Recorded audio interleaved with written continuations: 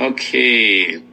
A purely chin. Deusaga being a dog kid doing my bed tail like that. But unless Bedule purely chin go a yarn or Bakong Ure today. Jan Satem at the Mahong Kalama. Bedua Gonga you song Dawi Gaba Biora le. Goliath go Wadabo. If you are leader. Or Goliath net. Goliath net tight there, Kamale.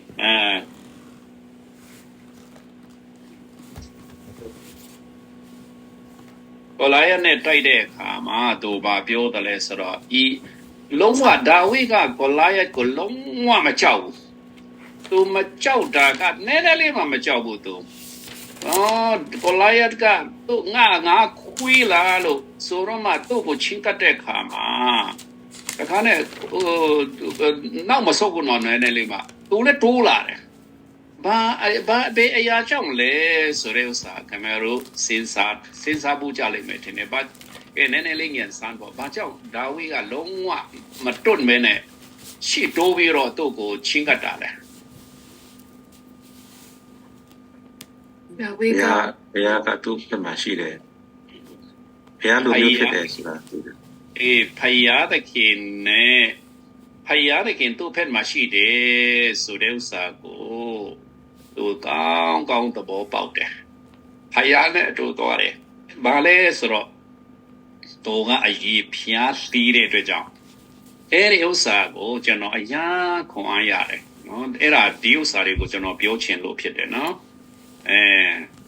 Soroga, could, okay, my name Papi Vow. The Pipe the Pipe Pame. Tuyadala. Okay, do you have a A bear out a year legion. A bear out, Dawika, Goldia go, Dakaito, a car, long walk, the jout the knee. A bear out, a year legion go, Yoso the knee. Ite la Lunaga, a year legion, a table, Dambogo, Tijaba the la. Kriam Yaga ne, a year legion, a jow, Tijaba the la. Kriam Yadi, a year, Tiami no. Toya Yago, Tishi Nayan, Lila Java zoo. Obi, a pia lichin go, either a call, Bada Dawiga Nibro Eddie a ye pia lead a kiksago to Piodoare. Oh, be a ye pia must be de Olaya Jigo to Bajam Payarikine Lumuro go, no, Jingpa the less or a long one machabuto. And that we are count the ball out there. Either la luria the ball powdala. Again, son, the ball powdala. Mapau But look the Mapau Sora, but look your nine the la. through Johnny. The ball powder is a Chelsea machine. The root of Boba Paulo. There's a Korean Liga out the ball powdala Genoro. About Jab. Dear.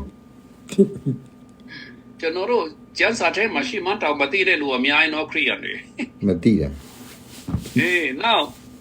Pompi Lube Nale Luri Pijani. No, that John General Ma, Juma Babu.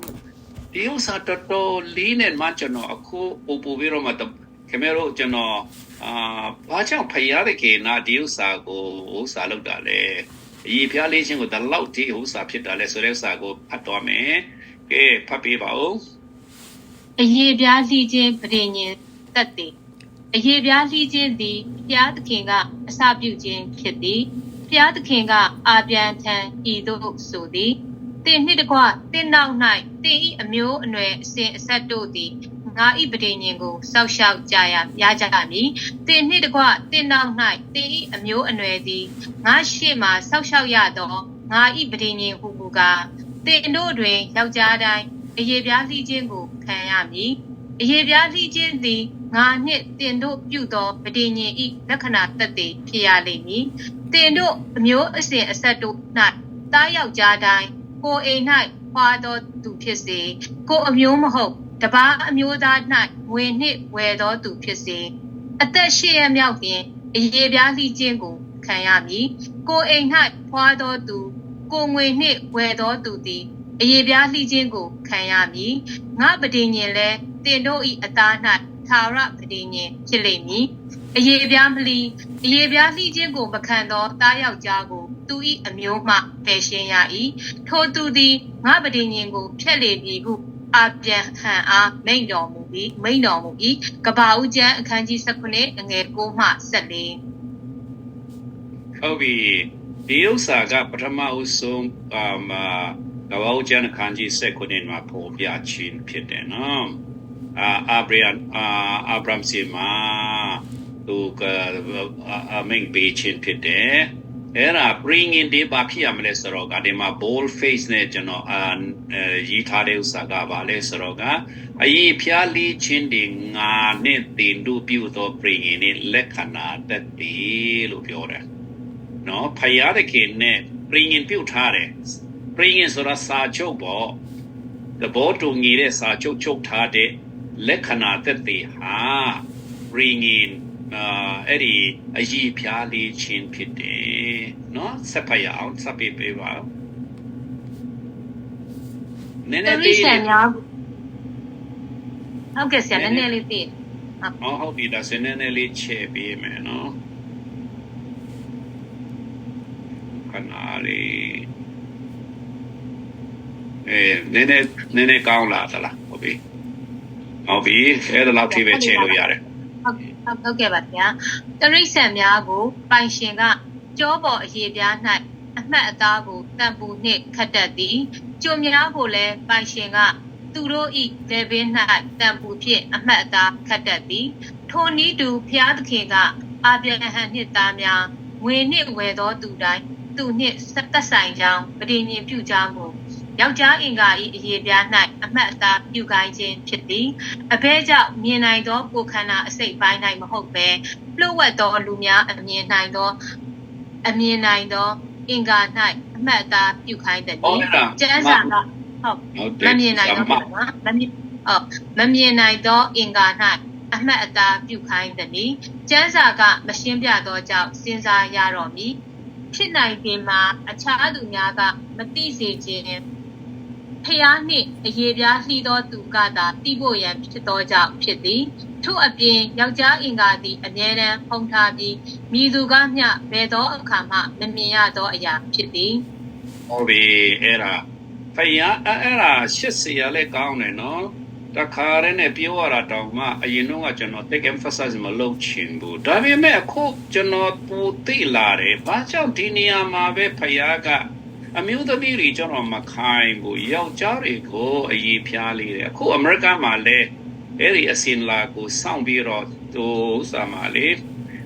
အမေရိကန်စီးရုံတွေမှာဆိုရင်တားယောက်ျားလေးတွေကိုအရေးဖျားလေးတတ်တယ်နော်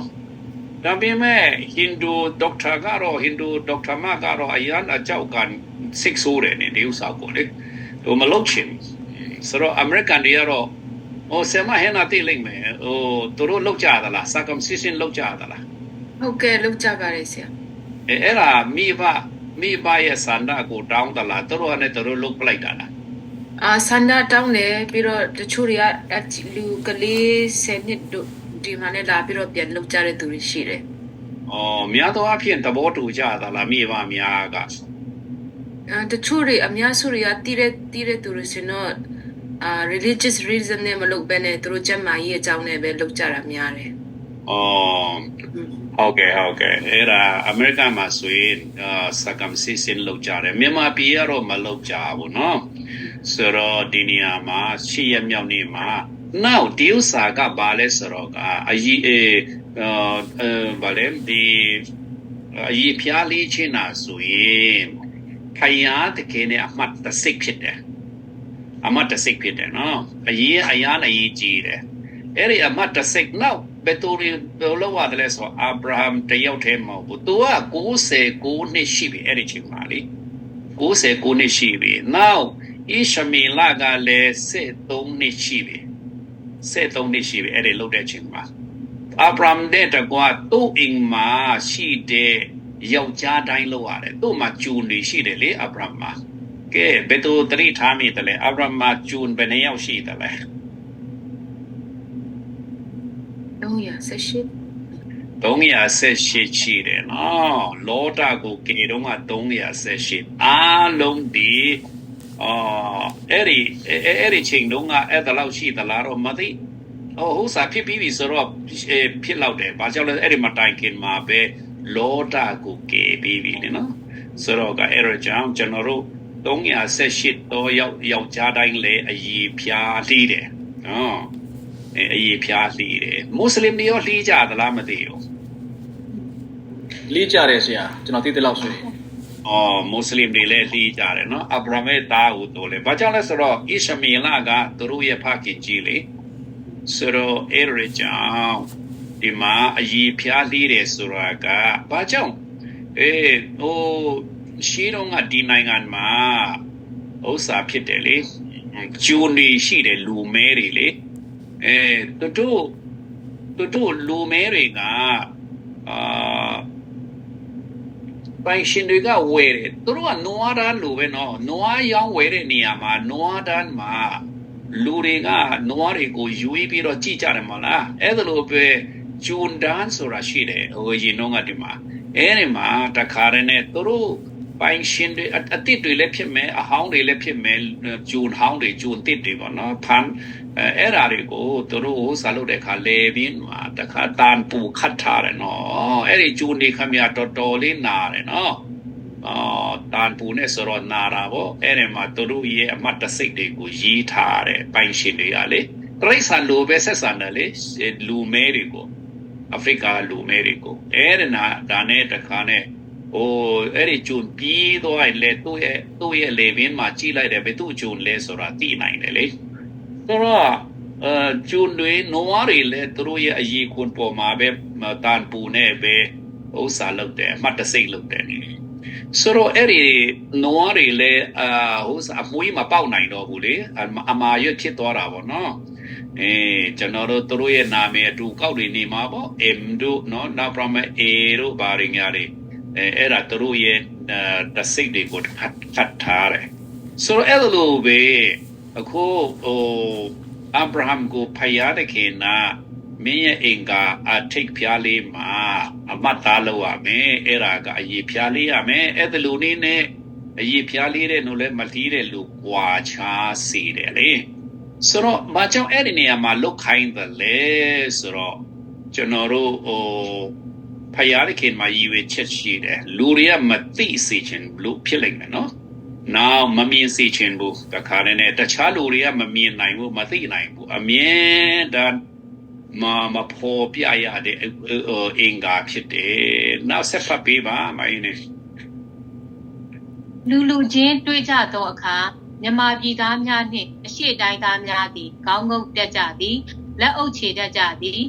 စကားအဖြစ်နှုတ်ဆက်တက်ကြသည်သို့သောအနောက်တိုင်းသားများသည်လက်ဆွဲနှုတ်ဆက်တက်ကြသည်အလွန်ရင်းနှီးချစ်ခင်ကြလျင်လက်ဆွဲယုံသာမကဖတ်တက်ကြသည်ချစ်သူများဖြစ်လျင်ဖက်ယုံသာမက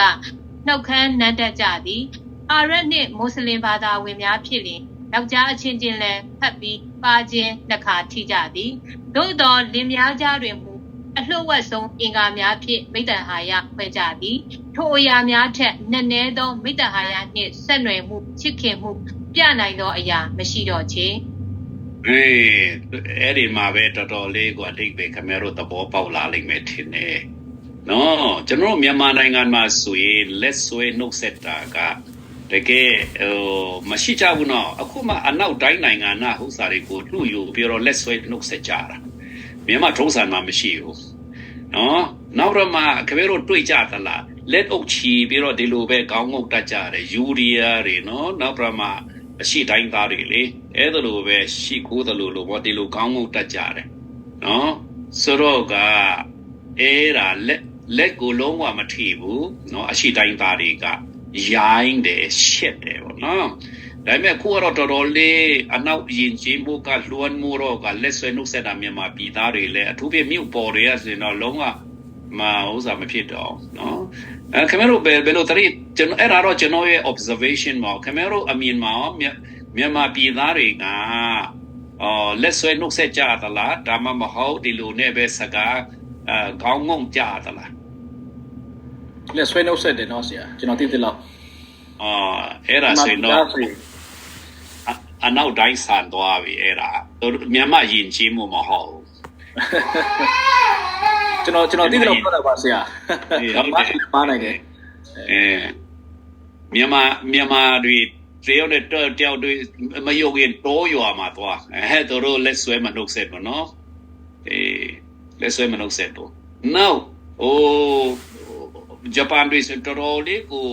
ကုန်းတယ်နော်တခါနဲ့ကောင်းကုန်းပြီးတော့မှနှုတ်ဆက်ကြတယ်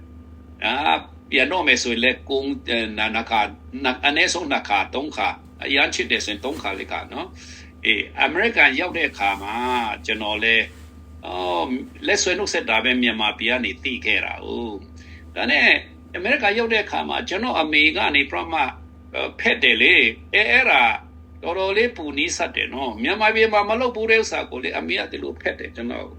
ဆိုတော့အမေရိကန်ရောက်တဲ့အခါမှာဖက်တာကဟိုရင်းနေတာပေါ့နော်ဆိုတော့now ဥစ္စာအာရဗ်တွေနော်ဒီအရှိလေပိုင်းတွေကလူဘယ်လိုနှုတ်ဆက်ကြတယ်လဲတယောက်နဲ့တယောက်တွေ့တဲ့အခါခင်ဗျားတို့သတင်းတွေမှာတွေ့ဘူးမှာပါဘယ်လိုနှုတ်ဆက်ကြတယ် ပါချင်းကပ်ပြီးတော့ ယောက်ျားချင်းပဲပါချင်းကတ်တယ်နော်ဒီဖက်ပါချင်းတယ်နှစ်ဖက်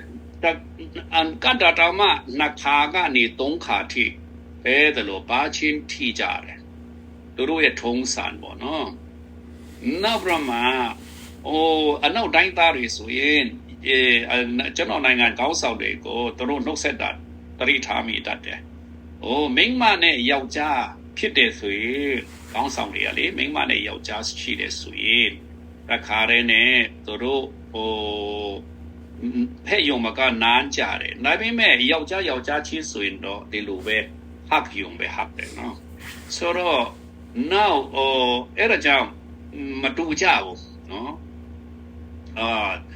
အာဖရိကတွေစတမျိုးဖြစ်သေးတယ်အဲ့ဒါလည်းတော့မပြောတော့ခင်ဗျားတို့ဆိုတော့ကဒါပေမဲ့ကျွန်တော်တို့မှာအရန်ချစ်ခင်တဲ့ဆိုရင်ဟပ်လိုက်တယ်အရန်ခင်တဲ့ဆိုရင်မတိတ်မခင်တဲ့ဥစားဆိုလက်ဆွဲနှုတ်ဆက်ယုံပဲတဲ့လား now ချစ်ခင်တဲ့ဆိုရင်တော့အရန်ကြီးနေချစ်ခင်တဲ့ဆိုရင်ဟပ်တယ်နောက်ပြီးမှချစ်သူတွေဆိုရင်တော့နန်းကြတယ်နော်နောက်ပြီးမှလင်းမယားမှာကြတော့ယောက်ျားအင်္ဂါနဲ့မိန်းမအင်္ဂါနဲ့ပဲမိတ်အဟာရဖွဲ့ရတယ်မရှက်ကြနဲ့နော်အဲ့ဒါအနဲ့နဲဆုံးအရာဖြစ်တယ်ဒီဥစ္စာနဲ့နဲဆုံးအရာဖြစ်တယ်အဲ့ဒါကြောင့်အခုအဲ့ဒါဘာကြောင့်ကျွန်တော်ပြောတာလဲဆိုတော့ဖယားသခင်ကနေပြီးတော့မှအာဗြဟံကိုအဲ့ဒါလိုလင်မယားလို့စားတယ်မှတ်ယူပြီးတော့လေလင်မယားကဲ့သို့မှတ်ယူပြီးတော့မှဖယားကဝိညာဉ်ဖြစ်တယ်အာဗြဟံကိုခန္ဓာရှိတယ်ဒါပေမဲ့အဲ့ဒါကြောင့်သူကလင်မယားလို့ဖြစ်တဲ့အကြောင်းကိုအမှတ်သားပြုဖို့ရအတွက်ယောက်ျားအင်္ဂါမှာအကြီးဖြားလီခိုင်ခြင်းဖြစ်တဲ့တစ်ထက်နဲ့နေတာမရှိတော့တစ်ထက်နဲ့နေတာမရှိတော့အနဲ့နဲဆုံးဖြစ်တယ်ဒါကြောင့်အဲ့ဒီကနေကျွန်တော်ဆွဲပြီးတော့ပြောမယ်ဒါကြောင့်ကျွန်တော်တို့ကြည့်လေကျွန်တော်တို့အရန်လှတဲ့လူတွေကိုလက်ဆွဲနှုတ်ဆက်တာရတယ်နော်သူများမိန်းမသူများသမီးယောက်ျားတွေလေဒါပြီးမဲ့ဟက်လာပြီးစနော်နည်းနည်းစဉ်းစားစရာဖြစ်တယ်တိတ်မခင်ပဲနဲ့လေတွေ့တာနဲ့ကိုထောက်လိုက်တယ်ဆိုတော့ကမရောတမျိုးမခံစားဘူးလားမခင်ဘူးပဲနဲ့ဟက်တက်လိုက်တယ်ဆိုတော့တမျိုးဖြစ်တယ်လက်ဆွဲနှုတ်ဆက်ရုံပဲဒါပေမဲ့အရန်ခင်တဲ့လူကတော့တန်တရားမရှိဘူးကျွန်တော်တို့မှာ mix ဆွေတွေလေဒါပေမဲ့အဲ့ဒီဘာလဲလင်မယားလို့ပေါင်းဖော်လိုက်တာကတော့ဘာမှမဆိုင်ဘဲနဲ့အဲ့လိုဆိုရင်တော့သွားပြီဒီဥစ္စာဒါကြောင့်ဒီဥစ္စာကကျွန်တော်တို့မိန်းမနဲ့ယောက်ျား private မိတ္တဟာယဖွဲ့တဲ့ကိစ္စဟာဆိုရင်ဘယ်သူအတွက်ပဲလဲဆိုတော့လင်မယားအတွက်ပဲဖြစ်တယ် လင်းမရအတွက်ကိုရဲ့လင်းကိုရဲ့မရအတွက်ပဲဖြစ်ရတယ်အဲ့ဒါလူတိုင်းအတွက်လုံးဝမဟုတ်အဲ့ဒါဝမ်းနေเสียအရန်ကောင်းတာကတော့ခုကအဲ့ဒါကိုလူတိုင်းအတွက်ပေးတဲ့မိန်းမတွေယောက်ျားတွေရှိတယ်နော်ပေါက်ကြရတွေဖြစ်ကြတယ်အဲ့ဒါနော်ဒီဥစ္စာဟာဖယားတကေနာအကောင်းဘာကြောင့်ဖယားတကေနာအဲ့ဒါလိုလုပ်ပေးတာလဲဆိုတော့ကျွန်တော်တို့မှာမေတ္တာရှိဖို့ရအတွက်ဖြစ်တယ်မေတ္တာနဲ့နေဆုံးသောမေတ္တာရှိဖို့ရအတွက်ဖြစ်တယ်နော်ဆိုတော့ကအဲ့ဒါကြောင့်ဖယားတကေနာအာဗြဟံကိုအရေးပြားလီခိုင်းခြင်းဖြစ်တယ်အသက်90ခုမှလီခိုင်းတယ်နော်ဆိုတော့နောက်ပြမှာကျွန်တော်တို့ဘာဖြစ်လဲဆိုတော့အဲ့ဒါကြောင့်ကိုရဲ့အဲ့ဒီမှာယောက်ျားနဲ့မိန်းမကျွန်တော်တို့လက်ထပ်တဲ့အခါမှာတစိမ့်ကြီးပဲနော်များတော့အဖြစ်အမျိုးမတော်ကြအမျိုးမတော်တာများတယ်လေအမျိုးတော်တာတွေလည်းရှိကြတယ်ဒါပေမဲ့အမျိုးမတော်တဲ့ဥစ္စာကဘာမှမစီမဆိုင်ကျွန်တော်မိန်းမနဲ့ဆိုဘာမှရှိဘန်းတောင်မသိဘူးတဲ့လူတွေဖြစ်တယ်မျိုးလည်းလုံးဝမတော်အတူတူလည်းမနေ background လည်းမတူအဲ့ဒါကိုလက်ထပ်လိုက်တာဆိုတော့ကျွန်တော်တို့လက်ထပ်လိုက်တဲ့အခါမှာအနည်းဆုံးဖြစ်သွားတယ်အရှိဝဲဆုံးအင်္ဂါရီမဆိုင်ကျွန်တော်တို့မိတ္တဟာယခွေတာကဖယားတဲ့ခင်နဲ့အစီအစဉ်ဖြစ်တယ်ဒါရီနားလေဖို့ရတွေ့ပါနော်အဲ့တော့ကြောင့်ဘယ်လောက်နဲ့နေသလဲဆိုတဲ့ဥစ္စာလေးနော်ဒါကိုယောက်ျားအတွက်ကိုမိန်းမအတွက်ပဲဖြစ်မဲ့ဥစ္စာကိုများတော့အခုဖြစ်မှာဆိုpornography တွေနော်လုတ်တဲ့လူတွေမှစာရွေးတခါနဲ့ပြည်တစားလုတ်တဲ့လူတွေဖယားစီစဉ်ကိုလုံးဝကြုံမဆိုင်ဘူးကိုရဲ့ခင်ပွန်းတဲ့အတွက်လက်ဆောင်အကောင်းဆုံးဖြစ်မဲ့ဥစ္စာကိုလုံးဝခုခမရတို့ဆိုရင်ခုကျွန်တော်တော့ပြောတာတောင်မှနားထဲမှာတခါရှက်နေမယ်နော်အဲ့ဒါသူတို့ကတော့ရှက်ကိုမရှက်အမေရိကန်တွေဆိုရင်လုံးဝမရှက်တော့သူတို့ကျွန်တော်တွေ့တတ်တယ်အခုတော့လူကြောတော့တဲ့ကျွန်တော်သွားတာလဲနေသွားတော့တချို့ဆိုရင်လီစိတ်မှာလူအုပ်ကြီးကြတဲ့မှာပဲနန်းရှူနေကြတယ်လေအဲ့ဒါတွေလုံးဝမလုပ်တဲ့ဥစ္စာဖြစ်တယ်အလုံးဝမလုပ်တဲ့ဥစ္စာဖြစ်တယ်နော်အခုကဒရိတ်ဆန်ထက်တောင်ကဲနေတယ်လူတွေကလေဒရိတ်ဆန်တွေကသူတို့ make လိုက်တဲ့အချင်းရှိတယ်ယာတီရှိတယ်နော်အဲ့ဒါမဟုတ်ရင်သူတို့လုံးဝမလုပ်ဘူးနော်ဒရိတ်ဆန်တွေကစီကံရှိတယ်လူတွေကလုံးဝစီကံမရှိဘူးတချို့ဆိုအဲ့ဒါနဲ့ပဲမင်္ဂလေးတွေဆိုရင်စီးပွားရှာကြတယ်တဲ့အလုပ်ဖို့ရပြင်းပြီးတော့တခါတည်းနဲ့ကိုယ့်ရဲ့အင်္ဂါကိုရောင်းလိုက်တာတော်တော်လေးဝမ်းနေစရာကောင်းတယ်ကျွန်တော်ဒီဥစ္စာကိုကျွန်တော်တရားပြန်နားထောင်တဲ့အခါမှာကျွန်တော်တနည်းအားမှာကျွန်တော်ဟောခဲ့ပြီးပြီဘယ်သူတွေတရိယာတယ်လဲတော့မသိအာရှမှာဘယ်နိုင်ငံဒီပြည်တစားများဆုံးလဲသိလား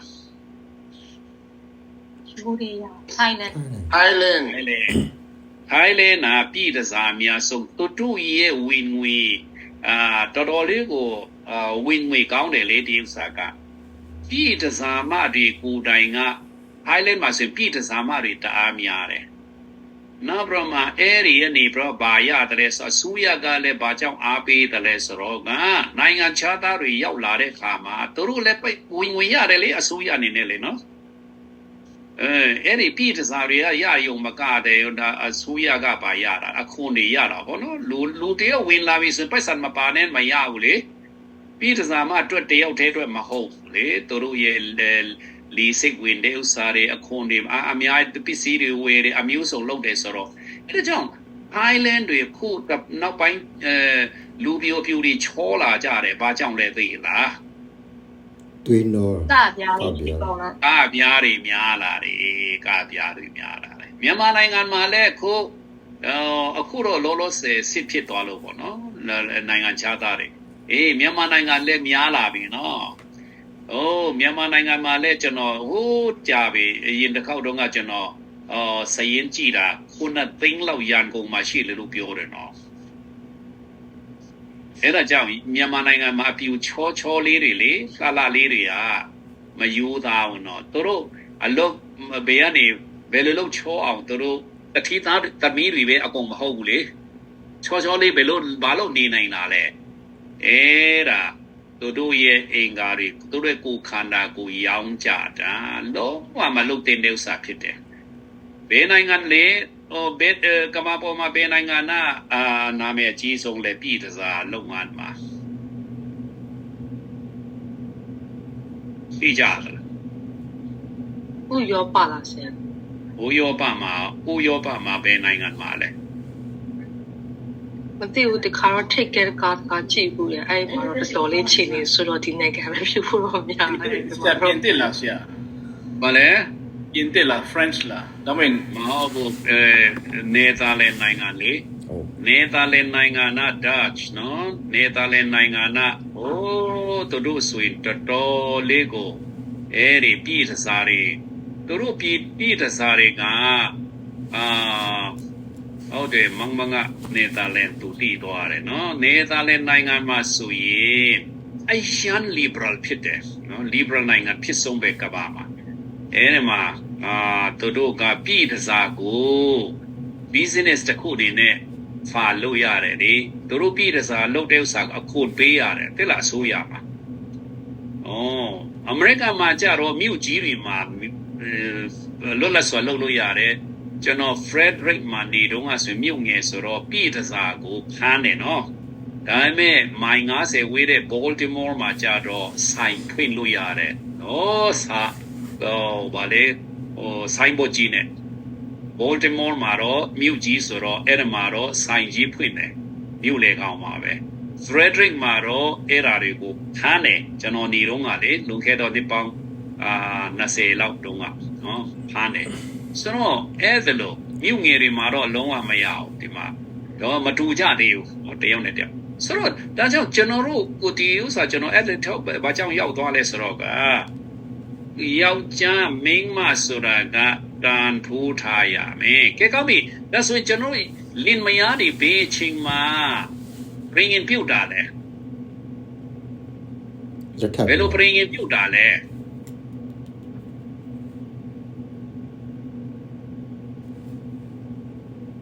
တရိ လက်ထပ်တဲ့ချိန်မှာလက်ထပ်တဲ့ လက်ထပ်တဲ့အချိန်မှာဘယ်လိုရှိမှာလဲ အားလုံးရှိတယ် ဖျားရှိတယ် ဘုရားနဲ့လူတွေရှိ ဖျားရှိ နောက်လူတွေရှိမှာသူတို့ကလည်းသူတို့လှုပ်လို့ရတဲ့ဥစ္စာပါကြောင့်အဲ့ဒါလိုလုပ်နေရတာလေ အတေမပြုတ်ဖို့ အတိမပြုတ်ဖို့လူတိုင်းကအတိမပြုတ်ဖို့ပေါ့နော်နောက်အဲ့ဒါကြောင့်ဒီလက်ထပ်မင်္ဂလာဆောင်ပွဲမှာဆိုရင်ဒီလိုရှိတယ် decoration လုပ်ရတယ်အစားအသောက်တွေလုပ်ရတယ်နောက်ပြမmusic တွေတီးရတယ်နောက်ပြမအရန်တွေထားတယ်နောက်ပြမကျွန်တော်တို့ဘာတွေရှိသေးလဲကိတ်မုတ်တွေခတ်ကိတ်ကြတယ်နော်အစိုးရတွေခေါ်ပြီးတော့တချင်းဆိုကြတယ်ဘေးအခန်းကဏ္ဍဒီအရေးကြီးဆုံးလဲ လက်မထိုးอ่ะ တန်တဆာဆိုခိုင်းနေနေရ ဒေးတစ်စာဆိုရချ တတိသစ္စာဆိုတဲ့ဥစ္စာအဲ့ဒါလေးပဲအတိကအလေဘဟုဝအဲ့ဒါပဲနော်ဒါကြောင့်ခင်ဗျားတို့ကိုယ်တိုင်လဲလုတ်ခဲ့ဘူးတယ်ဆိုရင်အဲ့ဒါကိုပြန်ပြီးတော့တရိယာပါကျွန်တော်တင်းုပ်ဆရာကမေးလိုက်မယ်လေခရိယာလေးဆိုရင်ဒီယောက်ျားကိုကိုယ့်ရဲ့ခင်ပွန်းတဲ့နေနဲ့အသက်ထက်ဆုံးတိုင်းအောင်အချီနေဘယ်လိုမျိုးပဲဖြစ်ရှိသစ္စာရှိစွာအသက်ထက်ဆုံးပေါင်းတင်ပါမယ်လို့ကတိသစ္စာပြုပါသလားဆိုပြီးတော့မေးလိုက်မယ်မင်းတဲ့အခါမှာပြုပါတယ်အဲ့ဒါပဲအရေးကြီးဆုံးဒီဥစ္စာလေးအကုန်လုံးတော့ဘယ်မှတ်မိမလဲ excite ဖြစ်တာနဲ့မမှတ်မိဘူးမမှတ်အားလုံးကဒါပေမဲ့မှတ်မိပုံစံနဲ့အတူတူပဲလေကျွန်တော်လည်းဘာပြောမှမသိတော့မမှတ်မိဘူးဒါပေမဲ့အဲ့ဒါကတော့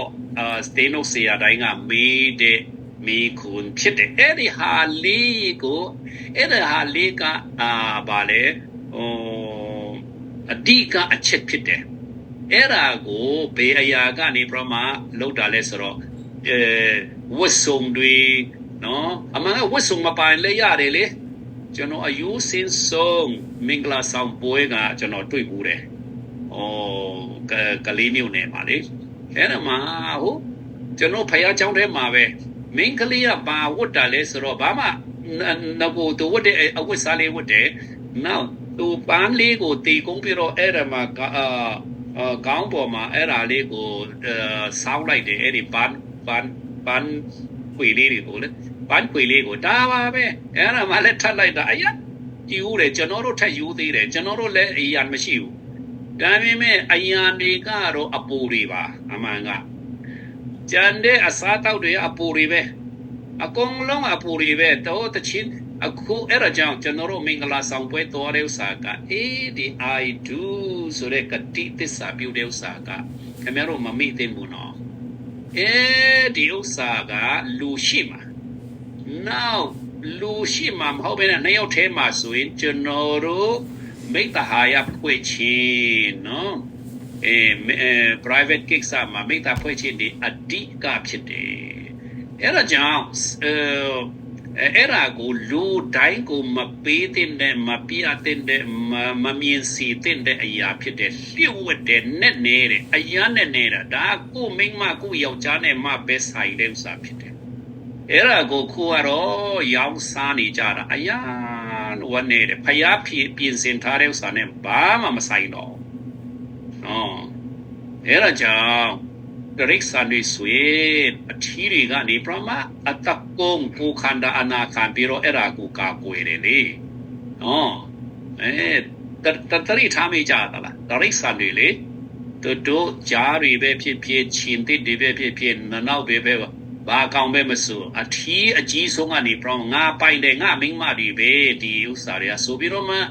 အတကုံခွေပြီးတော့ကြိုက်ပြီးတော့အဲ့ဒါလိုနဲ့ပဲသူတို့မိတ္တဟာယဖွဲ့ကြတယ်နော်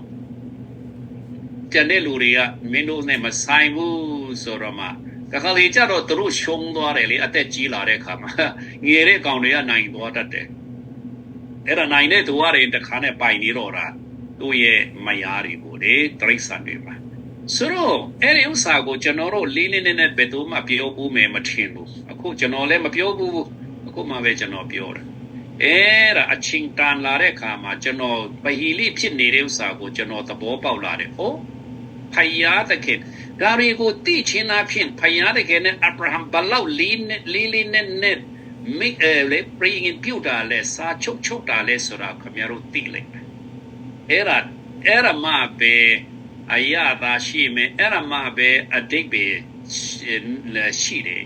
နော်သဘောပေါက်ပြီနော်ဆိုတော့ကအဲ့ဒါကြောင့်ဒီဥစ္စာကိုပေါ်ဆဆမထားရအောင်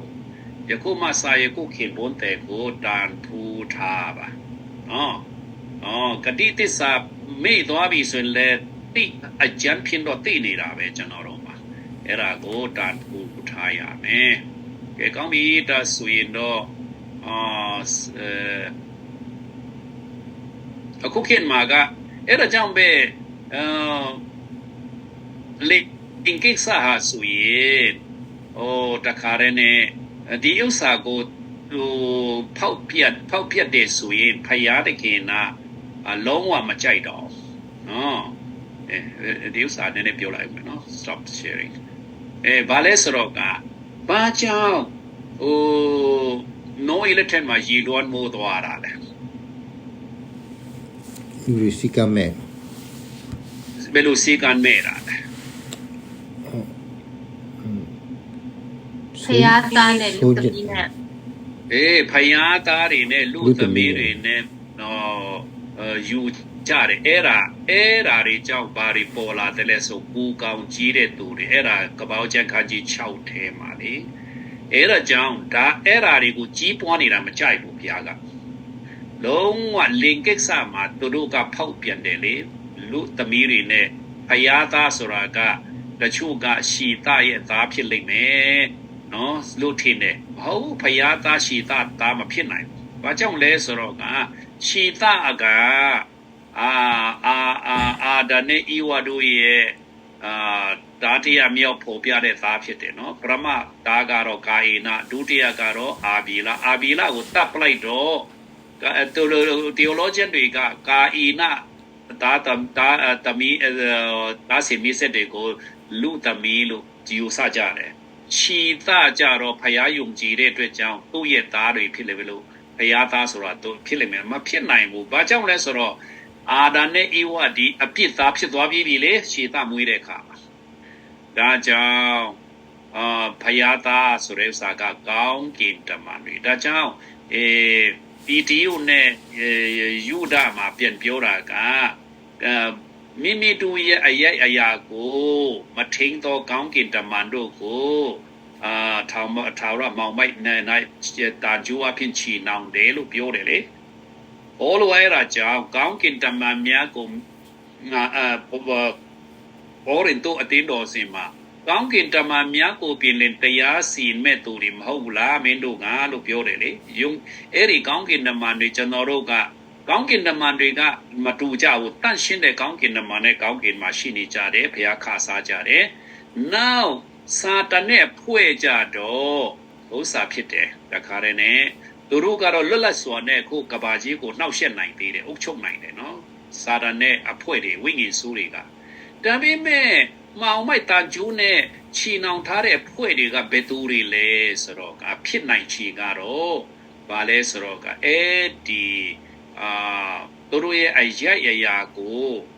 နော်မထိန်ပဲနဲ့လူသမီးတွေနဲ့ဟိုစားလေပေါင်းတင်တဲ့လူတွေဖြစ်လိမ့်မယ်အဲ့ဒီလူတွေဟာတရားစီရင်ဖို့ရအခုစောင့်နေကြတယ်တရားစီရင်ခြင်းခံဖို့ရဒါကြောင့်လင်ကိစ္စကိုတကယ်ပဲဖယားကအရေးယူတယ်နော် now အဲ့ဒါကြောင့်ရည်လွှမ်းမိုးခြင်းအဖြစ်အကုန်လုံး wipe out တခါတည်းနဲ့ချီရှင်းပလိုက်တယ် now အဲ့ဒီno ဤသားသမီးတွေကမကြခင်မှာပဲရုပ်ထုကိုဝေလိုက်ကြပြန်ရောအဲ့ဒီထဲကနေပြီးတော့ဂေးတွေပေါ်လာပြန်တယ်ပဲမြို့တွေမှာလဲဂေးတွေပေါ်လာတာက တော်ရုံကောမောရာ တော်တုံနဲ့ကမောရာမြို့နဲ့နော်ပဝကျင်တော့လေးသုံးမြို့ရှိသေးတယ်နော်ဆိုတော့အဲ့ဒီမှာတခါတည်းနဲ့ဂေးတွေဖြစ်လာပြန်ရောတခါနဲ့ယောက်ျားချင်းမိထုံပြုတ်ချင်းတယ်အဲ့ဒါကြောင့်ဖယားတဲ့ကေနာမီမူရွာခိုင်းပြီးတော့မီရှုပ်လိုက်တယ်နော်လောတာလက်ထက်အဲ့တော့ကြောင့်ဖယားတဲ့ကေနာဒီလင်ကိစ္စကိုအယံဥစ္စာဖြစ်တယ်အရေးယူတယ်ဆိုတော့အဲ့ဒါကြောင့်ကျွန်တော်တို့အခုလေဘာဗေဒကြီးကာလဖြစ်လိမ့်မယ်ဘာကြောင့်လဲအကြောင်းရင်းတစ်ခုကသိသလား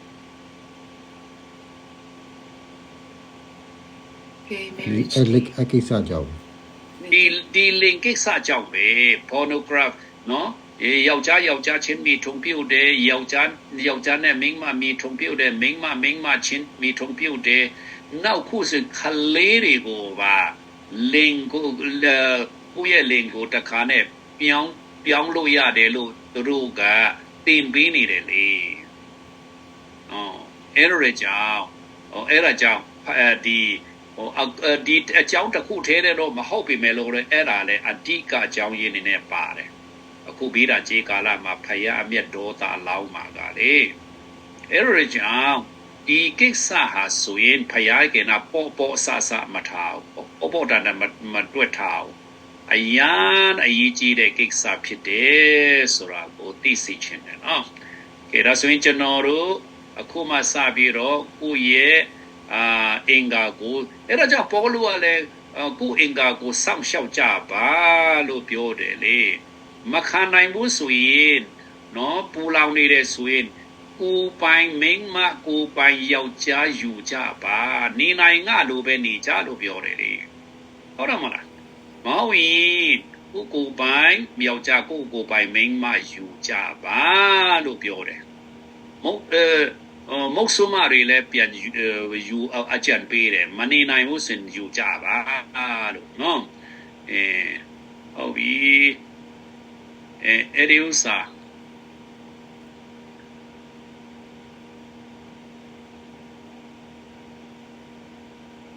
ကဲ နောက်ပြမဒီမှာဆက်ပေါ်ရအောင်နားလေအော်ဒီကနေ့ကျွန်တော်တို့ဒီကနေ့ပြန်ဖတ်ပြီးပါကိုကြောင့် မပေါ်သေးဆရာကြီးမပေါ်ဘူး ဟုတ်ကဲ့ဟုတ်ပေါ်ပါပြီဆရာကြီးအခုပေါ်ပါပြီထို့ကြောင့်ဖျားသခင်က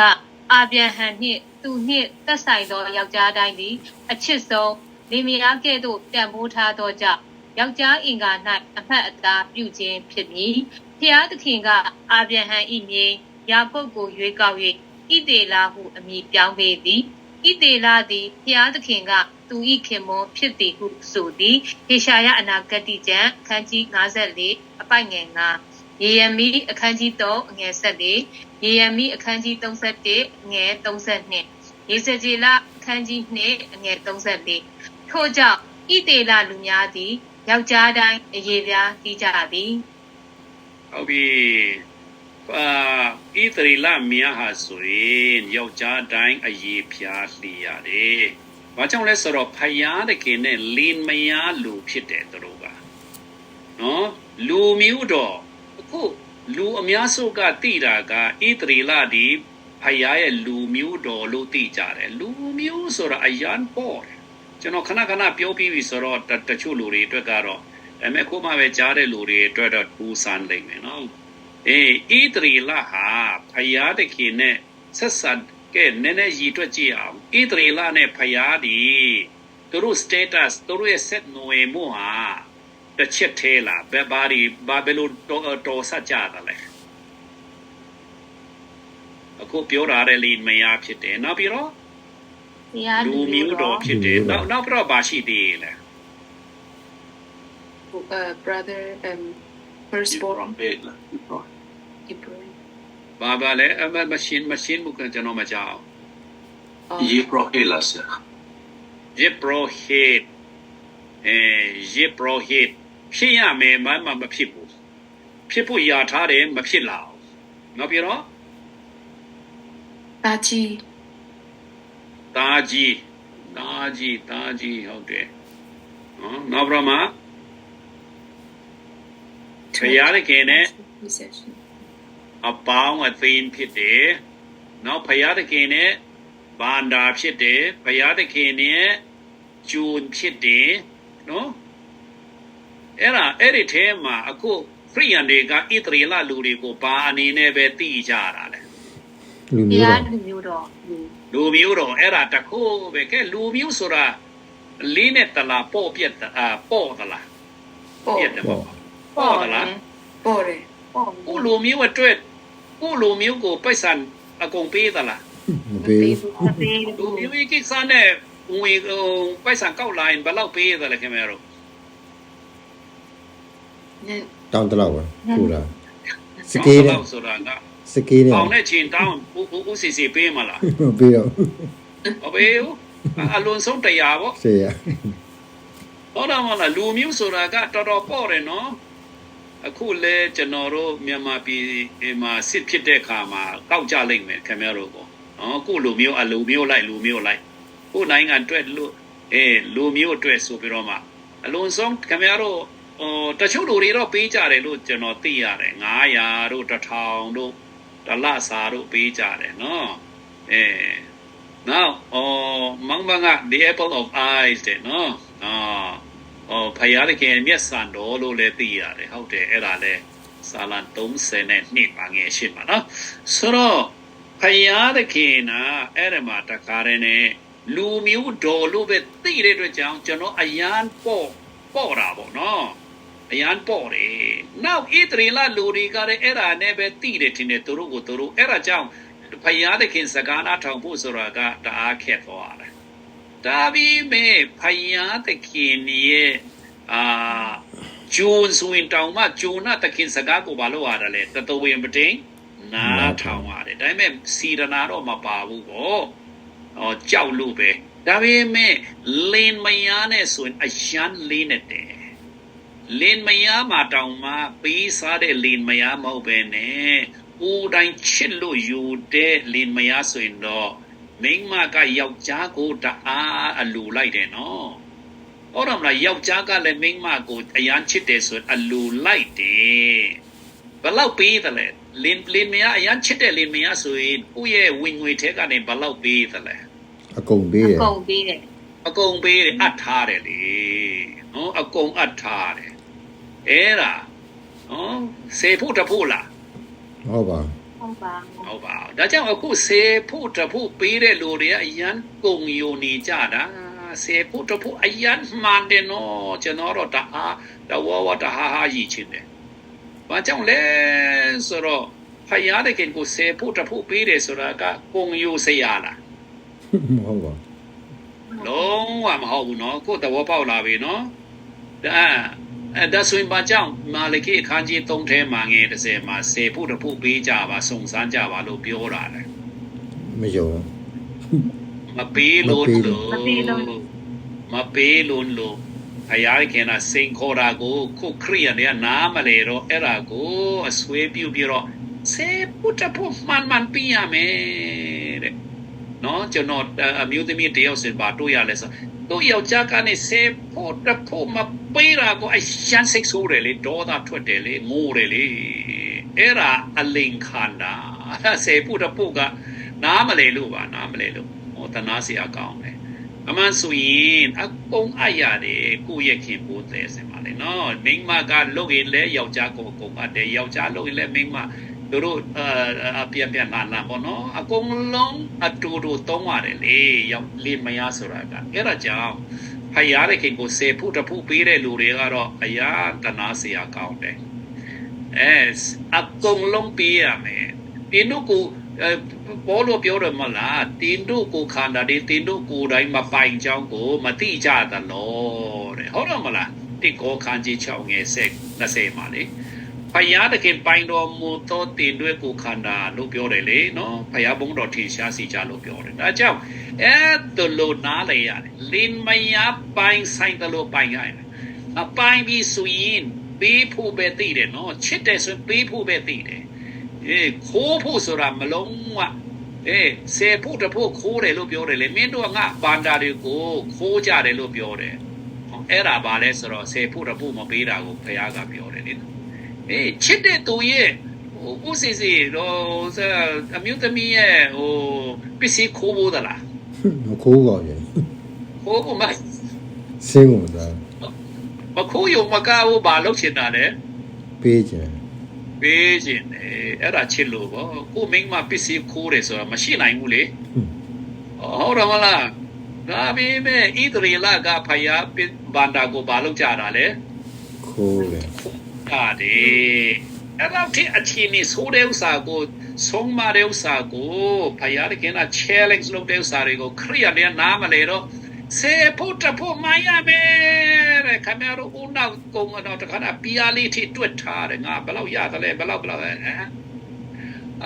လုံးဝမဟုတ်ဘူးလုံးဝမဟုတ်ဘူးနော်ကျွန်တော်တို့အကုန်ပေးရမယ်ဖယားအတွက်ဆိုအကုန်ပေးရမယ်နော်ကိုမိမကိုယောက်ျားအတွက်ဆိုရင်လိုအပ်တဲ့စီယုံတက်ဖို့ဒေါ်လာ1000လိုရင်လဲဘာလို့ရသေးလဲကျွန်တော်မရှိနဲ့ဗတ်ဒီပစီတော့မတတ်နိုင်ဘူးစေယုံမတင်နိုင်ဘူးလို့လုပ်သလား မလုပ်ပါဘူး မလုပ်ဘယ်လိုလုပ်ပါ ချီးပြီးတော့ပေးရ ပြီးပြီးတော့ပေးရတယ်ဒါကြောင့်ဖယားကိုချီးပြီးတော့တောင်မှပေးတဲ့ဥစ္စာကိုကျွန်တော်တို့ကလုံးဝမဟုတ်တော့ကျွန်တော်ခရိယန်တွေလုံးဝမဟုတ်ကျွန်တော်တို့ကဖယားနဲ့စီးပွားရှာနေကြတာဖယားဌာနနဲ့မြက်ဖို့ပဲစဉ်းစားတယ်ဥမိမကိုယောက်ျားစင်ကနေမြက်ဖို့ပဲရှာကြတဲ့လူရှိသလားမချင်တော့ရှိတယ်နော်မချင်ရင်တော့တကယ်ကိုရှာတယ်တကယ်ဒါပြီးမင်းအဲ့ဒါကြောင့်မိန်းမအထူးဖြင့်မိန်းမတွေကဖြစ်တတ်တယ်နော်ကိုယောက်ျားကိုတခါနဲ့ပေါင်းတင်ဖို့ရအတွက်ကိုပါငယ်မင်းငါ့ကိုပါပေးမလဲအဲ့ဒါတွေနဲ့ဆိုလေဇီးကင်တတ်တယ်အလုံးဝဇီးမကင်ရအောင်ဒီဥစ္စာဟာဆိုရင်ဇီးကင်ဖို့မဟုတ်ဘူးကိုခန္ဓာလေးကိုမပိုင်တော့ဘူးဆိုတော့မသိဘူးလားဒါပေမဲ့ abuse လုပ်ရင်လို့ရင်တော့မကောင်းဘူးပေါ့နော်အဲ့တော့ကြောင့်ကျွန်တော်တို့မှာဖယားတဲ့ခင်ကိုဇီးမကင်ရအောင်ဖယားတဲ့ခင်ကိုဒါပေးမှပဲဒါပေးမယ်အခုကျွန်တော်တို့ကြီးစိုးတော့ချင်းမွန်းတာတွေလဲဝိညာဉ်ပိုင်းဆိုင်ရာတအားနေတယ်နော် ကိုကာယပိုင်းဆိုင်ရာကောင်းကြီးပေးတာကိုပဲအယကြီးစိုးတင်တတ်ကြတာ။အမေရိကန်မှာဆိုရင်စီတဇန်ရတာတို့အလုပ်ရတာတို့ကားဝယ်နိုင်တာတို့ဒါတွေဇာတိအရာတွေပဲကြီးစိုးတော့ချီးမွမ်းကြတယ်။အဲ့ဒါကြောင့်ပဲကျွန်တော်စိတ်ကုန်တယ်။ဒါပေမဲ့လည်းမပြောကောင်းလို့လေဒီနေရာမှာတော့ဆူတောင်းတဲ့အချိန်မဟုတ်ဘူးဆိုတော့ပြောလိုက်မယ်။ကျွန်တော်တို့မှာဝိညာဉ်ပိုင်းဆိုင်ရာကြီးစိုးတော့ချီးမွမ်းစရာမသိဘူး။ဘောလို့ကြီးစိုးတော့ချီးမွမ်းတဲ့ဘိုင်းမှာကိုခန္ဓာပိုင်းဆိုင်ရာချီးမွမ်းတာနည်းနည်းလေးနော်။ဝိညာဉ်ပိုင်းဆိုင်ရာချီးမွမ်းတာအမွေတော်ကိုလည်းပေးမင်းတို့အတွက်ပေးထားတယ်တဲ့ဘယ်မှာပေးထားစုထားတယ်လို့ပြောတယ်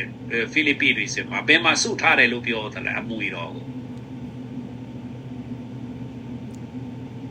ကောင်းကင်ကျွန်တော်ကောင်းကင်မှာစုထားပေးတယ်အဲ့ဓာတွေအတွက်ကြီးစိုးတော့ချီးမွမ်းတာနော်ဒါကြောင့်ကျွန်တော်တို့မှာအယံခလီဆန်လို့တဲ့ကျွန်တော်ဖျားသိတာလေဖျားသိတာအယံခလီဆန်တယ်လူကြီးတဖြည်းဖြည်းနဲ့တက်လာကြရအောင်ဟိုခလီတွေကတော့ဇာတိပိုင်းဝိညာဉ်ပိုင်းများမြင်တက်လာတဲ့တာဖူးထားတက်လာတဲ့ဆိုအဲ့ဒါလူကြီးပဲနော်လူကြီးဖြစ်လာနော်ဒါကြောင့်ခမဲတို့ကိုဆွဲတင်နေတာကိုလူကြီးလိုမြင်တတ်ကြဖို့ရတယ်နော်ဒါကြောင့်ကျွန်တော်တို့အာဗြဟံနဲ့ဖယားတဲ့ခေဒီဘာကဲဘလောက်ထိနေစတယ်ဆိုလင်မယာအချစ်ဆုံးလင်မယာဒါကြောင့်ဣသရေလလူတွေဟာဆိုရင်စစ်ထုတ်တယ်ဖယားတဲ့ခေနာအဲ့ဒါလိုရေပြားလေးခိုင်းတော်လေအာဗြ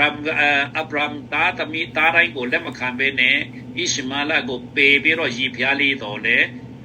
ဇက်ကိုရွေးတယ်ဣဇက်မှာလည်းသားနှစ်ယောက်ရှိတယ်ဣသောနဲ့ယာကုပ်ကိုပဲရွေးပြီးတော့ဣသောကိုပေတယ်ဘာကြောင့်လဲသိလားဣသောကိုငါမုန်းယာကုပ်ကိုငါချစ်တယ်လို့မာလခိထဲမှာပါတယ်မလားခန်းကြီးတစ်မှာဘာကြောင့်ဖယားတဲ့ကေနာ discriminate ဆိုတဲ့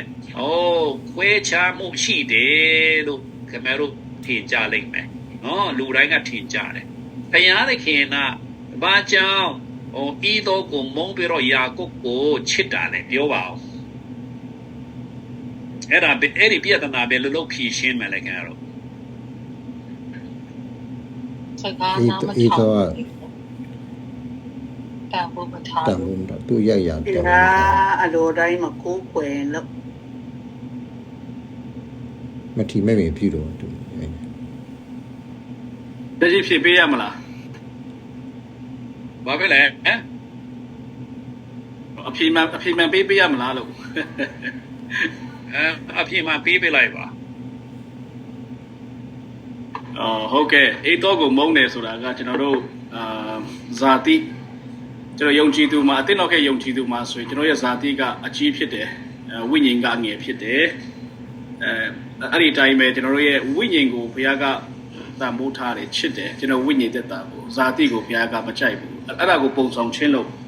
သိရတယ်ဟုတ်ကဲ့ဒါနဲ့ကျွန်တော်ရဲ့အတန်တွေရဲ့ကြည်ရဲ့လားနော်ကျွန်တော်ရဲ့ wifi နည်းနည်း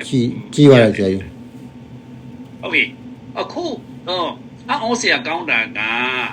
အကြီးတွေကိုအကုန်ပေပြီးတော့အငယ်တွေကိုလက်ခံတယ်လေဥပမာအာဗြဟံဆိုရင်လေဣရှမေလကဇာတိနဲ့ရထားတဲ့ဥစ္စာဖြစ်တယ်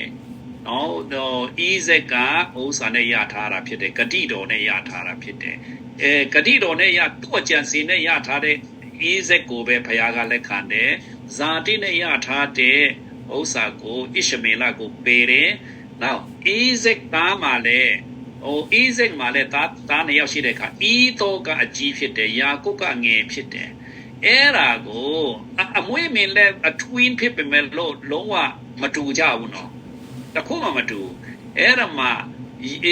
ဣဇက်ကဘယ်တော့ကောင်းကြီးပေးဖို့ကြံစီတယ်လဲဆိုတော့ဣသောကိုကြံစီတယ်ဖယားတဲ့ကေနာအငယ်ဖြစ်တယ်လို့ပြောတယ်သူ့မိခင်နာဖြင့်နော်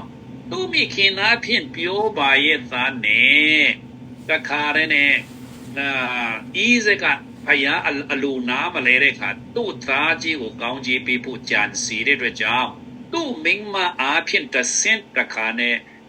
ပြောင်းပစ်လိုက်တယ်ဟောဒါကြောင့်ဤဇက်က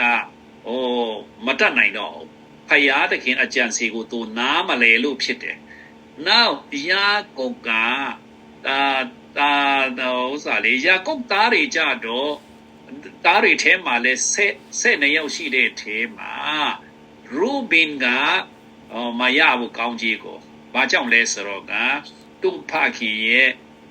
မိန်းမယငယ်ကိုတခါနဲ့ပြစ်ပါတယ်နောက်ရှိမောင်နဲ့လီဝိကလည်းတို့ကရှိခင်မြို့သားတွေကိုတတ်လိုက်တယ်သူ့ဖခင်မတိုင်ပင်ပဲနဲ့အဲ့ဒါကြောင့်တို့မှလည်းမပေးဘူးနောက်ပြမယူဒကိုပဲရွေးချယ်ပလိုက်တယ်ရှင်ဘီမြို့နေနဲ့နော်စဒုတ်ထမြို့မှာပဲနောက်ပြမဒါဝိလည်းကြည်ပါလားနော်တခါနောက်ဖယားတခင်နာဣတိလလူတွေကရှင်ဘီရင်တောင်းလုံးတဲ့အခါမှာအမှန်ကဖယားအုပ်ချုပ်နေတာဒါပေမဲ့သူတို့အဲ့ဒါအားမရတော့ရှင်ဘီတောင်းတဲ့အခါမှာတခါတည်းနဲ့ဥစ္စာလုပ်တယ်ဘယ်လိုလဲရှောလို့ကိုရွေးကောက်ပေးမယ်လို့တောင်းကောင်းဆုံးဒါပေမဲ့အဲ့ဒါကိုပယ်ပြီးတော့တခါတည်းနဲ့ဒါဝိကိုရွေးလိုက်တယ်ဒါဝိမှလည်းသားသမီးတွေအကြီးဆုံးကအမနုံလေဒါပေမဲ့ရှောလမုန်ကိုရွေးလိုက်တယ်နော်အငယ်တွေပဲရွေးသွားတယ်ဘာကြောင့်လဲဆိုတော့အကြီးတွေကအယစ်ဖြစ်တယ်အယစ်အဲ့ဒီဥစ္စာတွေကအယစ်ဖြစ်တယ်အားလုံးတွေအယစ်ဖြစ်တယ်ဒါကြောင့်ကျွန်တော်တို့မှလည်းကိုဇာတိနဲ့ဝိညာဉ်ဆိုပြမဘောနကင်တွေမှာရှိကြတယ်ဆိုတော့ကျွန်တော်တို့ရဲ့ဇာတိကအကြီးဖြစ်တယ်ကျွန်တော်ရဲ့ဇာတိက22နှစ်ပိုကြီးတယ်ဝိညာဉ်ထက်လေဒါကြောင့်ဇာတိကိုကျွန်တော်တို့ချစ်ပြီမယ်လို့ဇာတိကိုချစ်ပြီမယ်လို့ဝိညာဉ်ကအငယ်ဖြစ်တယ်သူ့ကိုပူချစ်ရတယ်ဇာတိကိုငင်းပယ်ပြီးတော့ဂျူနဲ့ဂျူမကိုဘာလုပ်တာလဲဂျူမနဲ့ဂျူမသားကိုနှင်ထုတ်ပါလို့ဖယားရခင်နာအာဗြဟံကိုပြောတယ်လေအဲ့ဒါကျွန်တော်တို့ရဲ့ဂျူကိုမနှင်ထုတ်ရကြဘူးကျွန်တော်တို့ရဲ့ဂျူကိုမနှင်ထုတ်ရကြဘူးကျွန်တော်ဇာတိကိုအယံဦးစားပေးကြတယ်ချစ်ကြတယ်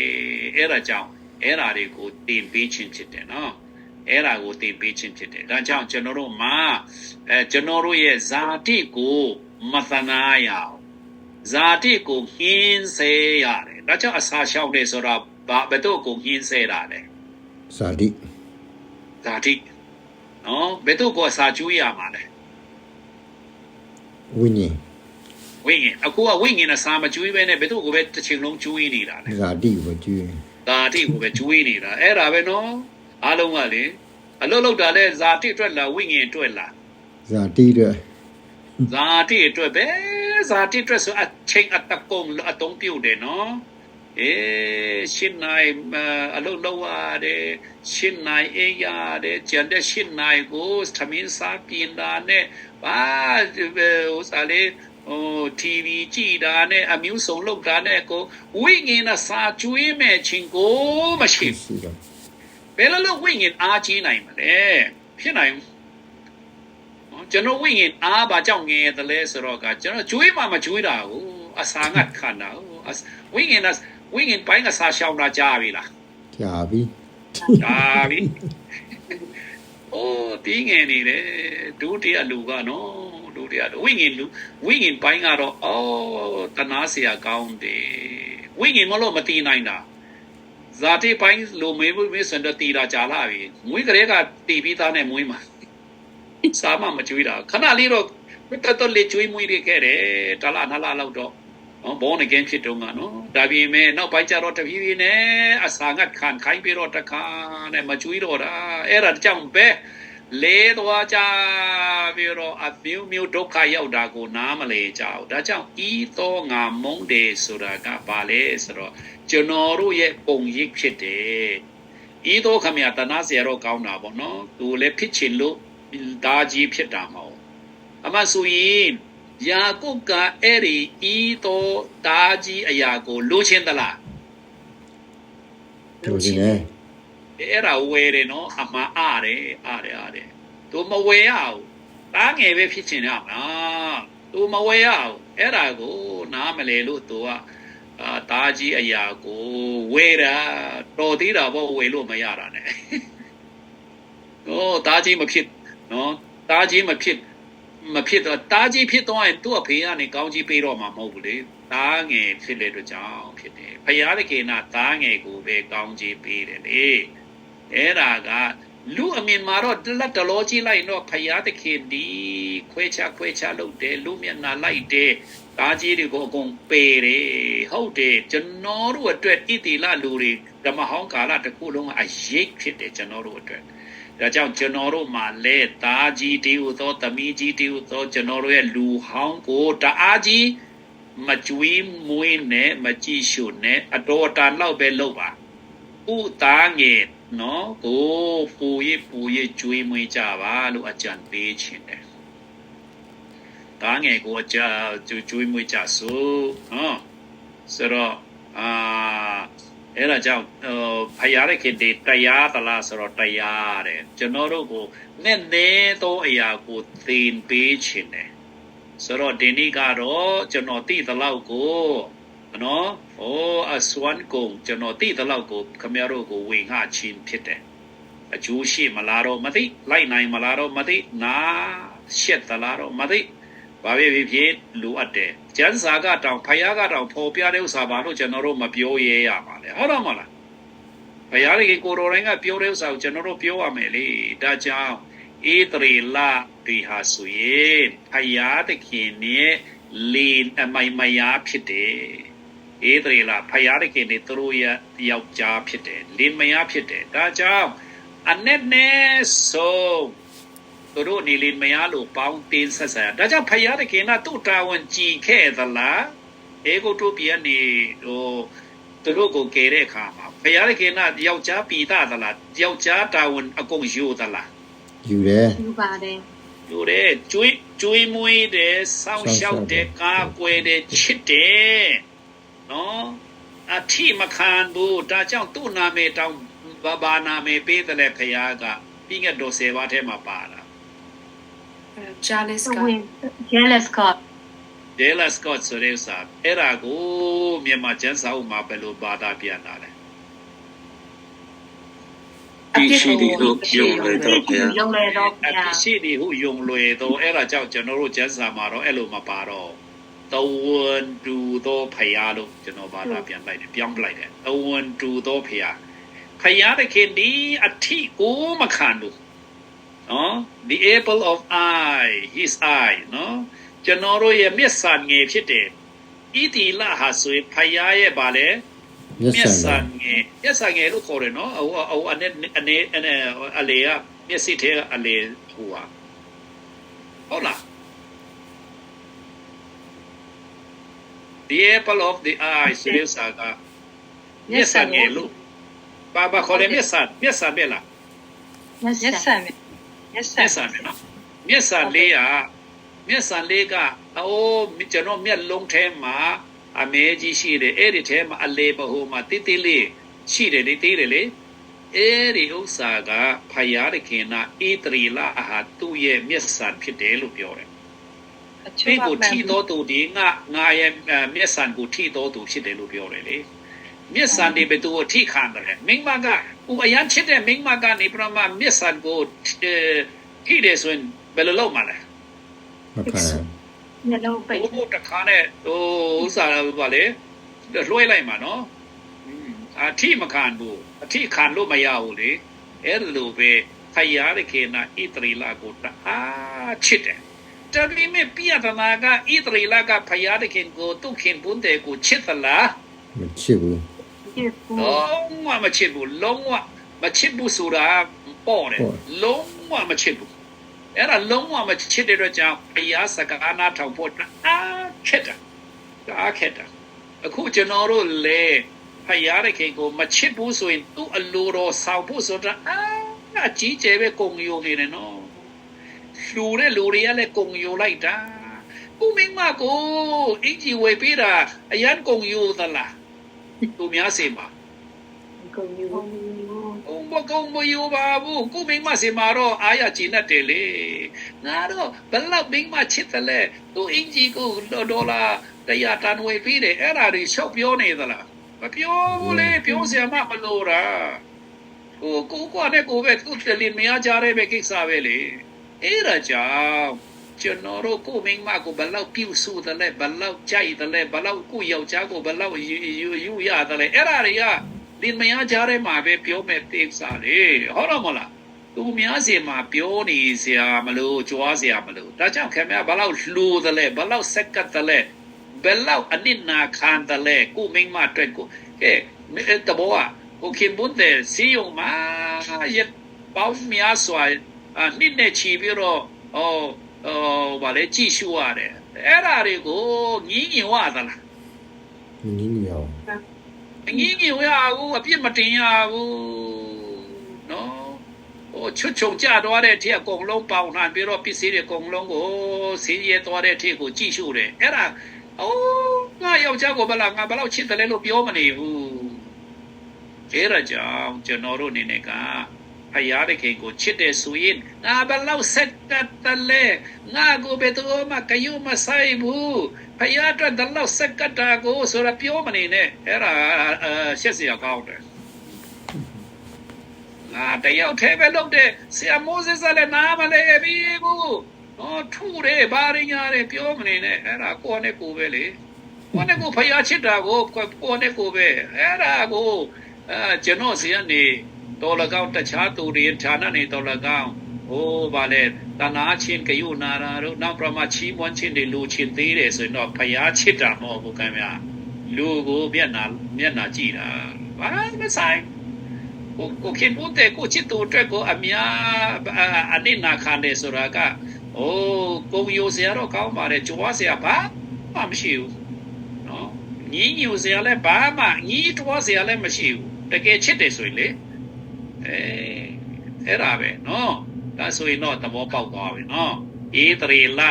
ပေမဲ့ဣသရေလကအဲ့ဒီရည်ချင်းရှိသလားလုံးဝမရှိဘူး तू ကဘာပဲလူချင်းလဲဆိုတော့ကောင်းချင်းမင်္ဂလာပဲလူချင်းတာအခုခရိယန်တွေနဲ့ဘာထူးလဲဟုတ်တော့မလားဣသရေလကဖယားရဲ့ကောင်းချင်းမင်္ဂလာပဲခဏလေးတော့ဆက်မြန်ခတ်တော်လေးတော့တခါနဲ့ချီးမွမ်းတတ်ပါတယ်ပင်လေနီကိုဖြတ်တန်းတဲ့ခါတစ်ဖက်ကရောက်တဲ့ခါမှာဘာလုပ်ကြတယ်လဲချီးမွမ်းကြသလားကခုံကြတယ်လေဒါပေမဲ့အဲ့တော့သူတို့ကခုံတာဘယ်လောက်ကြာမှပြတ်သွားပြီလဲ 3 ရက်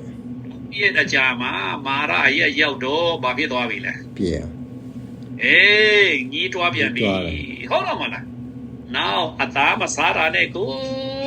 ကုတ်တို့ပြင်မှာတော့အသားမဲသားစားတယ်တဲ့ဟုတ်တော့မလားကျက်တူဖြူတွေကိုစားတယ်ဆိုတော့ညီးတွားပြန်တယ်ဒါကြောင့်ကျွန်တော်တို့မှာ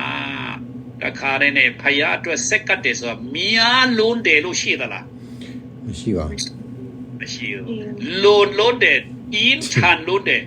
ချိမရှိနိုင်ဘူးအဲ့ဒါကြောင့်ကျွန်တော်ကိုပြင်းထန်လုံးတယ်လို့မြင်ကြတယ်လေတချို့လူတွေကနော်အစာပိုင်းမှာခင်ဗျားတို့ကိုယ်တိုင်လည်းပြင်းထန်လုံးတယ်လို့ကျွန်တော်မြင်ခဲ့တယ်မလားဒါပေမဲ့နောက်ပိုင်းကျတော့အရန်ပေါ့လုံးတယ်လို့ပြန်ဖြစ်သွားမှာနော်ဟာဆရာမောဇက်ဘာချစ်တာကအရန်ပေါ့လုံးတယ်ဖြစ်မှာနော်ချစ်လေပူပြီးတော့စက်ကတ်လေအနစ်နာခံလေဖြစ်တယ်အဲ့လိုရကြကျွန်တော်တို့ဣတေလလူမျိုးများဌာနနေပြမသင်္ခန်းစာရောဣတေလလူတွေဒါကြောင့်ဖယားကအရန်မဟာမြတ်တာနဲ့ချစ်တော်လဲသူတို့ကလုံးဝမချစ်နိုင်မချစ်လုံးဖောက်ပြန်တဲ့အတွက်ကြောင့်ဖယားတကယ်နာသူတို့ကိုရောင်းစားပလိုက်တာအရန်အမျက်ဒေါသထွက်တယ်လေဘာကြောင့်အကုန်လုံးမတတ်လိုက်တာလဲသိလားဣတေလလူတွေကိုဘာကြောင့်အကုန်လုံးကိုမတီခိုင်းတာလဲ ဒီနာမဘတ်ဖြစ်တယ် ဘာအတွက်လဲ For my name's sake I did not destroy you အကုန်လုံးတပ်ပလိုက်တဲ့ဆိုဇလန်ဆုံးသွားလိမ့်မယ်လေအဲ့ဒါကြောင့်သူတို့ကိုအနည်းငယ်ကြံကျွင်းစီတယ်တော်တို့မျိုးကမောရာလူမျိုးလူအကုန်လုံးမီးရှုပလိုက်တဲ့ဆိုရင်ဣတိလလူတွေကိုလည်းကဘာပေါ်မှာသူ့မရှိတော့ဘာဇလန်လည်းမရှိတော့ နေကုန်ချုပ်သွားနိုင်မယ်ဒါကြောင့်အနည်းငယ်ကြံကျွင်းစီတာဣတိလလူမျိုးများကျွန်တော်ခတ်မန္တာဘောဖာလို့ခေါ်တယ်နော်ခတ်မန္တာကတော့လူဦးရေတန်း900လောက်ရှိတဲ့နေပြီနော်တို့တကယ်တမ်းဖယားကမတီခိုင်းမှုစင်အမြိုက်ပေါ်မှာဒါပေမဲ့ခုတော့ဘယ်လောက်လဲဆိုတော့14တန်းလောက်ပဲရှိတယ်အဲ့ဒါဘာကြောင့်လဲဆိုတော့အဲ့ဒါသူ့ရဲ့အကျွေးနဲ့ကြံလေးအဖြစ်သူ့ဘုံတော်ပြန်ထင်ရှားဖို့ရဖြစ်တယ်နော်ဟုတ်ပြီဒါဆိုကျွန်တော်တို့လေဖယားခရစ်တော်ဒါဆိုကျွန်တော်တို့ပေါ်မှာစဉ်းစားကြည့်မယ်ဆိုရင်ဖယားတခင်ခရစ်တော်ရဲ့မိန်းမဖြစ်မဲ့လူတွေနော်အဲ့ဒါကျွန်တော်တို့လေတို့နေတူပဲဖြစ်လာပြန်တယ်ကဲကောင်းပြီဒီလောက်နဲ့ပဲအဆုံးတရားအောင်ကဲဆရာမဒေါ်ကာကနေပြီးတော့ဆူတောင်းပေးခြင်းအဖြစ်အဆုံးတရားအောင်